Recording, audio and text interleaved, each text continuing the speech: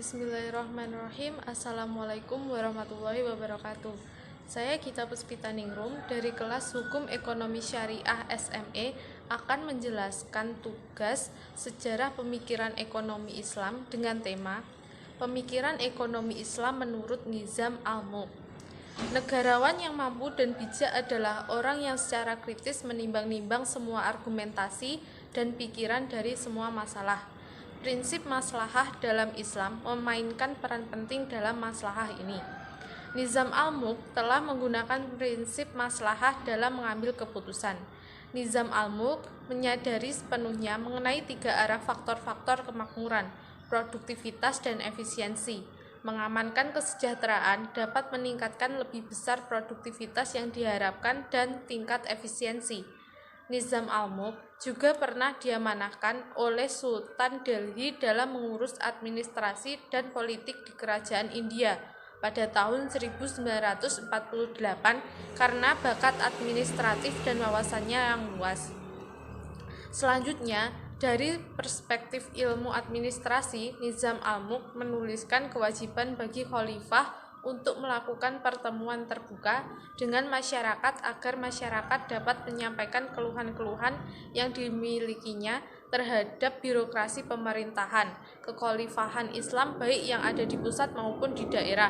Nizam al-Mulk menuliskan bahwa khalifah wajib mengadakan pertemuan ini minimal 2 kali seminggu dan khalifah tidak boleh mewakilkan urusan ini pada siapapun. Hal ini agar keluhan masyarakat ini dapat didengar langsung oleh khalifah dan dapat diputuskan hukum terhadap birokrat tersebut oleh khalifah.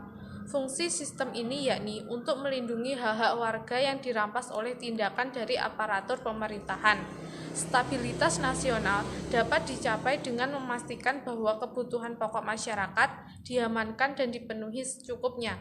Lebih lanjut, peningkatan selalu dapat dipastikan mengurangi kemungkinan ratapan rakyat terhadap penguasa.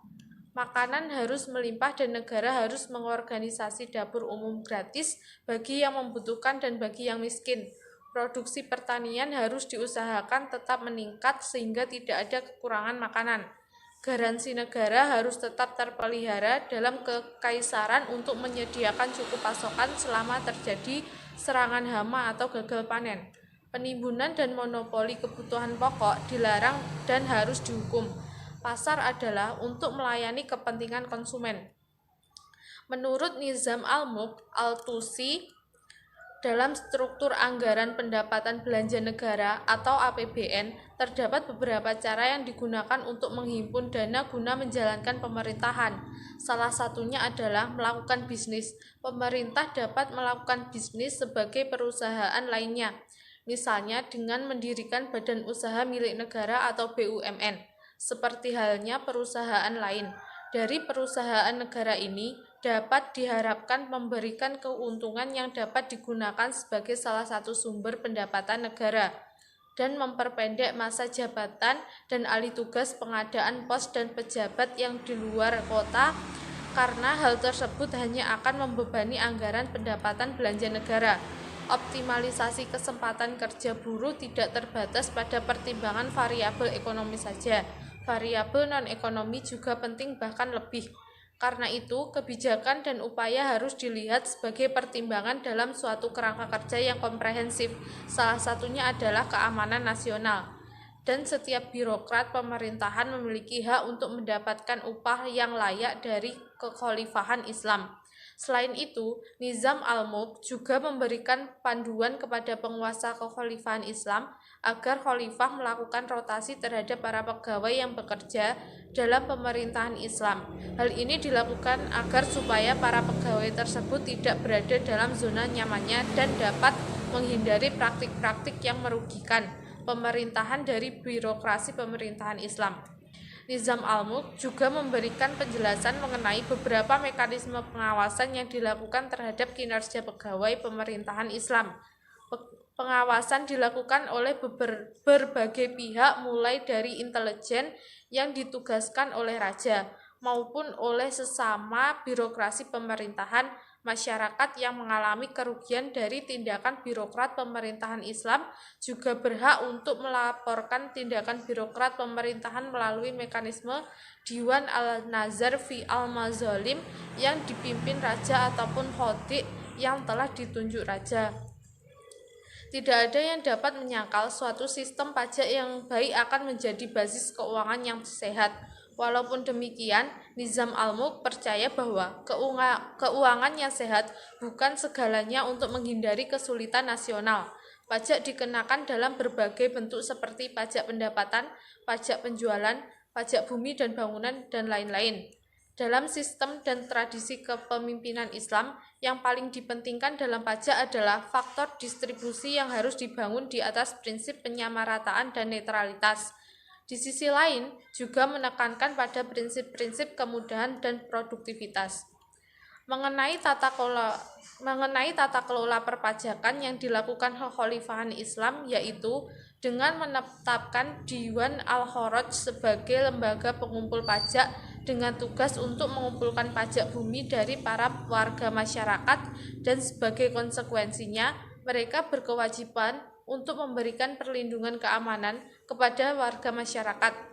Nizam al-Mulk mendeskripsikan bagaimana aturan-aturan yang harus dipatuhi oleh seorang pegawai pajak serta konsekuensi hukum yang dimiliki jika melanggar peraturan yang ditentukan pegawai pajak ini. Juga harus menerima pembayaran pajak sesuai dengan ketentuan yang sudah diatur oleh khalifah serta tidak boleh melakukan penarikan pajak di luar ketentuan yang sudah ditentukan, karena kesewenang-wenangan yang dilakukan oleh pegawai pajak ini dapat mengakibatkan kekecewaan masyarakat serta dapat menimbulkan pemberontakan di daerah. Raja juga berhak untuk memberikan hukuman terhadap kesewenang-wenangan yang dilakukan oleh pegawai pajak dengan melakukan upaya penyitaan paksa terhadap kekayaan pegawai tersebut, dan pegawai pajak tersebut mendapat sanksi dikeluarkan dari instansi tersebut dan tidak dapat bekerja lagi di instansi pemerintahan. Hal ini sebagai bentuk hukuman terhadap perilaku korupsi dari pegawai pemerintahan, terutama pegawai pajak. Salah satu paket reformasi penting yang dibangun oleh Nizam al-Mulk adalah mengenai administrasi pertahanan. Beberapa gagasannya terhadap masalah yang menggugahnya ini telah diproyeksikannya. Nizam al-Mulk yang nampaknya merasionalisasikan praktek feudal kuno di Persia yang menyangkut hak dari penguasa. Ia merekomendasikan pembatalan dari pembebanan atau charge oleh tuan tanah yang tidak dapat memenuhi kewajibannya. Tuan tanah dalam kewajibannya hanyalah sebagai pengumpul pajak. Bahkan mereka tidak mempunyai hak untuk menempatkan jumlah pajak karena merupakan hal mutlak atau privilege dari pemerintahan the rule. Ia ingin mengurangi kekuasaan dan hak mutlak para tuan tanah dan menjadikan pemerintah lebih berkuasa. Nizam al-Mulk juga memusatkan perhatian pada ekonomi pasar, di mana ia menulis tentang muhtasib. Muhtasib yaitu sebutan bagi orang yang bertugas sebagai pelaksana pada lembaga hizbah. Tugas utama lembaga ini adalah menyelesaikan kasus pelanggaran terhadap prinsip dasar amar ma'ruf nahi munkar. Ma'ruf secara harfiah berarti sesuatu yang dikenal adalah setiap ucapannya, tindakan atau tekad yang dianggap baik dan diperintahkan syariat untuk dilakukan. Sedangkan mungkar adalah segala ucapan, tindakan atau tekad yang dianggap jelek dan dilarang syariat untuk dilakukannya. Pada prinsipnya, al-muhtasib bisa berbentuk perorangan dan bersifat sukarela atau al-mutawwi, serta dapat juga berbentuk lembaga yang ditunjuk oleh pemerintah. Al-muhasib mutawi lebih mirip dengan juru dakwah yang ajarannya tidak mengikat. Ia tidak berwenang menjatuhkan sanksi, jadi hanya bersifat preventif. Sedangkan al-muhtasib petugas pemerintah berwenang menjatuhkan sanksi. Tanggung jawab yang diemban sangat berat, maka kualitas tinggi bagi mereka yang akan melaksanakan tugas sebagai muhtasib dipersyaratkan, yaitu orang yang merdeka dan faqih, mukmin mukallaf, mampu mengemban tugas amar ma'ruf nahi mungkar, adil dan diangkat oleh penguasa. Pemikiran ekonomi menurut Nizam Al-Mulk tersebut sangat bermanfaat dalam kesejahteraan negara, karena dengan penerapan pemikiran beliau, negara dapat menyejahterakan kemakmuran setiap rakyatnya dan dapat menyediakan berbagai kebutuhan ekonomi bagi rakyat maupun negara itu sendiri. Sekian penjelasan yang dapat saya sampaikan. Bila banyak kesalahannya, saya mohon maaf. Wassalamualaikum warahmatullahi wabarakatuh.